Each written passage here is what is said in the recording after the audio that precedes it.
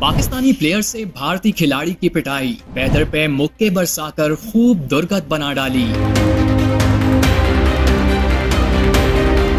Pakistan Asia cup का final हार गया। भारतीय टीम जीत तो गई लेकिन फिर भी हार गई। ट्रॉफी मिली ना इज्जत। जेंटलमैन गेम में सियासत लाए तो मोहसिन नकवी ने भी घुमाकर रख दिया। बेचारे ट्रॉफी को छू तक ना सके। लेकिन इसके अलावा भी एक कारनामा हुआ जहां पाकिस्तानी खिलाड़ी ने इंडियन प्लेयर्स की पिटाई कर दी।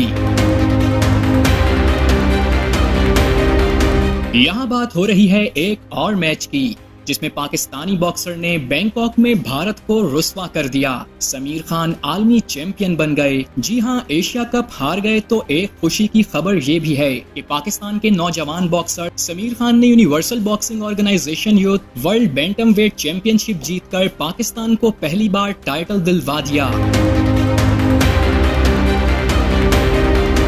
समीर खान ने भारतीय हरीफ बंटी सिंह को नॉक आउट करके टाइटल अपने नाम कर लिया है।